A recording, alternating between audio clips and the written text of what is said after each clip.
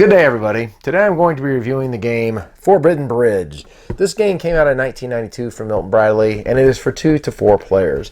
Now, Forbidden Bridge is one of Milton Bradley's bigger adventure-type games, and the object of this game is you are going to be trying to cross over a bridge that shakes on occasion, steal a couple of jewels from the idol, and then go back down the bridge and then put them on your boat and sail away.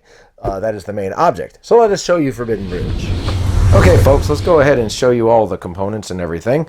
We will go ahead and start with the canoes and the explorers. Now, the explorers have these cool little backpack things over here where you're going to be placing these little jewels that are in the idol's hand. You're first going to be moving your canoe to the beach area over here, getting off, and then climbing over, crossing this bridge and getting the jewel, and then trying to come back and put the jewel into your canoe.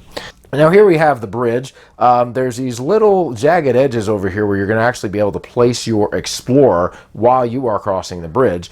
And there's also these little edges over here in some places where if you end up shaking this thing, and I'll show you how to do that, actually the player may actually get caught and hang upside down, which is pretty cool. And you've also got 7 railings over here that can kind of help your player not to fall. Oftentimes you're going to see them, like sometimes you're going to end up seeing them holding on for dear life like this, and sometimes they may be hanging off of there. So a lot can happen when this bridge shakes. A couple of logs on here, and these serve as shortcuts, so you can cross over from one side of the forest to another. Alright, now you also have these 2 dice over here, and one is a movement die. You'll just simply roll this die, and whatever number you get, you're going to move that amount of spaces. And then you also have, I guess you call it a special ability die, and it has 3 different things on here, which I'll talk about here in a little bit. First thing you're going to do is you're going to go ahead and roll, and you're going to move your explorer down to the river over here, and eventually you're going to end up beaching your canoe and then getting off. Now, whenever you do beach your canoe, getting off and then getting onto the beach is going to count as one. Another main rule they have is that you're always going to be moving in the direction of a jewel. If it turns out that the idol has a jewel but none of the other characters do, you're going to move in that direction. If it turns out there's a character that has a jewel, you will be able to move in the direction of that character to try to steal the jewel. And so here we go with the special abilities. If you roll this, you are going to hit the idol head over here, and this is going to shake the bridge. Now, you're going to do this first before you do anything else. If you roll the explorer, this is going to give you the option of being able to move and explore off of these little jagged edges over here, and you can place them on the side. So let's say green ended up rolling this. He could go ahead and place the explorer over here to a more dangerous area because this will increase the guy's chances of falling.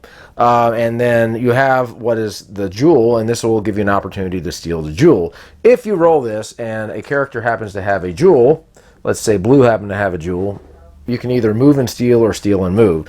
So if you landed on this guy by exact count, you would have to roll a 3. You could go ahead and move the character over there and then take his jewel.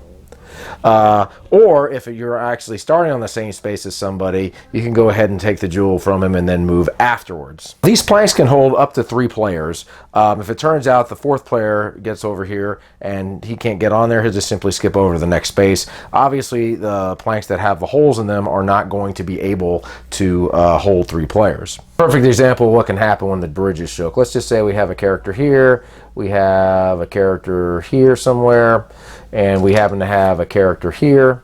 And let's just say that character's over there. So let's just say I ended up rolling this. I'm going to go ahead and hit this first. And 2 of the characters fell off, and as you can see, one of them is now hanging on by a thread. Now you'll also note that the jewel fell, and I'll talk about that here in just a little bit.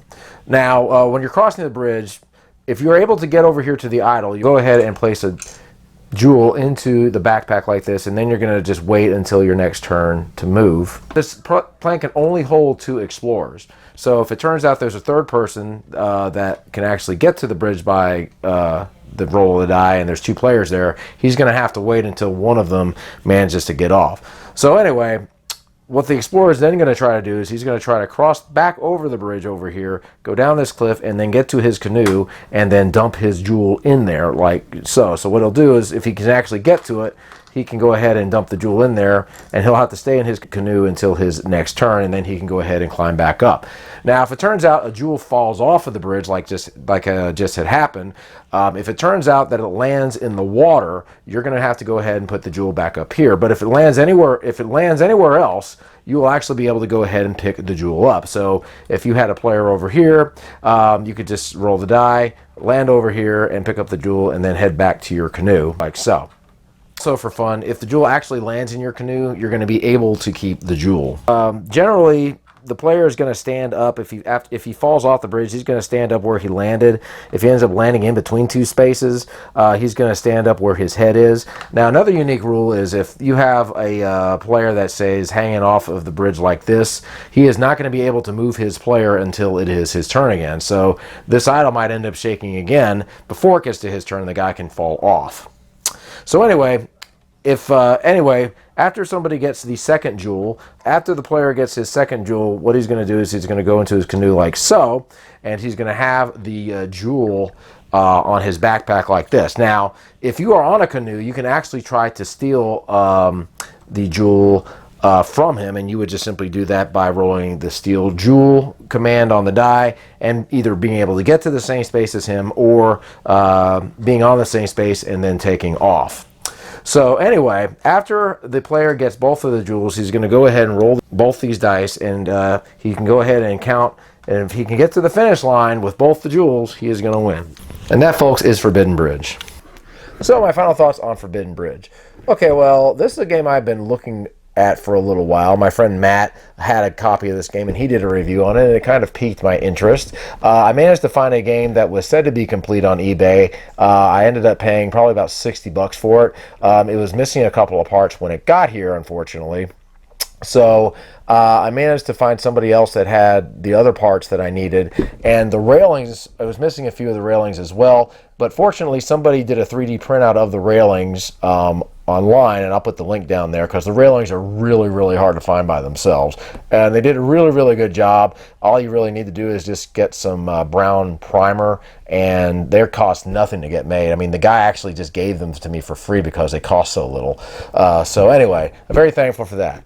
The theme of this game is really, really cool. I have not seen a game that looks like this. It's definitely a head turner if you're going to put this on your kitchen table. People are definitely going to look at it and say, whoa, what is this? The contraptions are really nice. I like the fact that the pieces, that the tokens, you can put the jewel in their little backpack. The idol's really detailed. It looks nice. It's a cool game. They did a really good job making it. Now, as far as the gameplay, this is a game that is more geared towards kids. It's rather simplistic.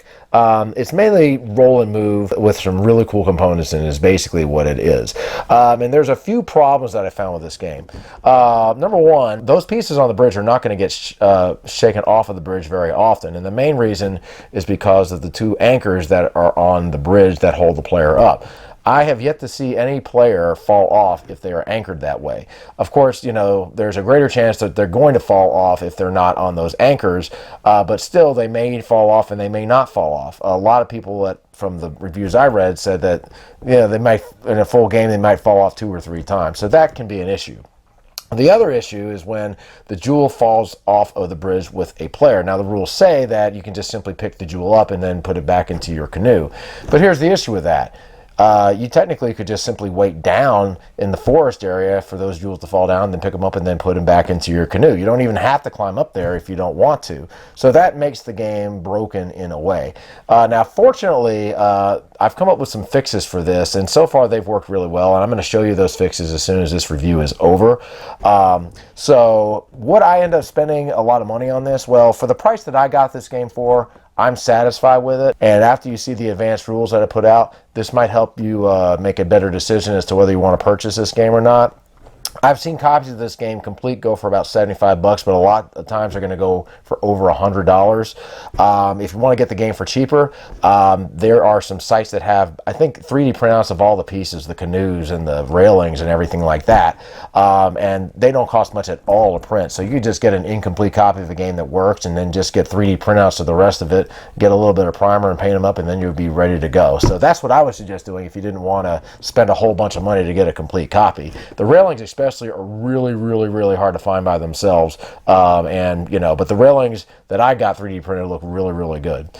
So yeah, it's a cool looking game. Gameplay needs a little bit of help, but hopefully after this video, I'll be able to give you the help you need. So guys, that's my review of Forbidden Bridge. I'll see you later. Keep on gaming.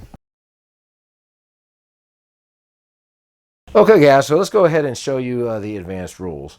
The first thing is the movement on the bridge. Now usually when you have a player in the bridge, you're going to be able to put them on 2 of these anchors. In the advanced rules, you're only going to be able to use 1 of the anchors to put them on. And what this is going to do is it's going to increase the chances quite a bit of him falling off. But he still very well may end up hanging on. We've played it this way and it seems to work well. Another rule we have is with the Explorer die. With this you have 2 choices. You can either move your player onto both of the anchors over here like so, or you can move another player off of the anchor that he's on and then move him to the edge like so. So you can do either one of those things if you so choose. Another rule we have is with the jewel that ends up landing somewhere in the forest. Instead of just simply being able to pick up the jewel, that player is going to have to roll what I call the Forbidden die. Now this die is from the 1985 Pictionary game, and you can get these for really cheap. You can just use a wooden cube at an arts and crafts store if you want to. But what I did is I put 3 different symbols on here, and on one side of the die is a shovel. So if the player rolls the shovel, he will be able to go ahead and pick up the jewel and put it in his canoe. There's also what I call a canoe leak. If he ends up rolling this, he is going to put 1 canoe leak token into his canoe. Now the rules I have right now is that it can hold up to 3, but you can change this. So he ends up rolling this. Let's say yellow rolled this. He'll put this little canoe leak token in there, and these are Risk cubes from the old Risk game. And now the only way the way to get rid of that is he's going to basically have to sacrifice rolling the movement die and only be able to roll this die. So anytime he does that, he'll be able to go ahead and get rid of 1 of the leaks in his canoe. And I have a leak here and a leak here. The other thing I have here is the snake. Now what's going to happen if you roll the snake is that player is going to have to roll the movement die, and he's going to have to move away from that jewel that many spaces. So let's just say he rolled a 6. He could go 1, 2, 3, 4, 5, 6, or he can go 1, 2, 3, 4, 5, or just something like that. But ultimately what the snake is going to do is it's going to move him away from the jewel. And I got 2 snakes on here, and I also have one that just nothing happens. And so now we've used this, and it definitely seems to work pretty well. It kind of discourages people from trying to just pick the jewel up, but there is a little risk reward with this. Now another one we have tried is a lot of times when you have a player that has both of the jewels, it's really easy for him to get off the island because all he has to do is roll a 4 and he'll be gone. So if you got like 1, 2, 3, 4 and he'll be gone. So it kind of takes away some of the drama. So what we decided to do is we decided to count the log and the rocks here as a space. So it could be 1, 2, 3, 4, 5, 6, 7. And you have to get 8 spaces in order to get to the finish line. Now we just simply did that because this will give players more of an opportunity to be able to steal the jewel, instead of the guy just being able to rock it off to the finish line without anybody even getting a chance to do it. So that gives it more of a dramatic feel. So guys, try that out if you would like to, and tell me what you think about it. Of course, you know, you can add different things. I thought about adding a crocodile or something like that to this die for something, but I don't know. But you can feel free to just experiment around with it. And to me, it makes the game a lot more enjoyable. It definitely increases the unpredictability. The characters have fallen off a lot more from the bridge since we implemented the 1 little anchor rule, and they'll still be hanging off of these things on occasion. So guys, take care. We'll see you later. Keep on gaming.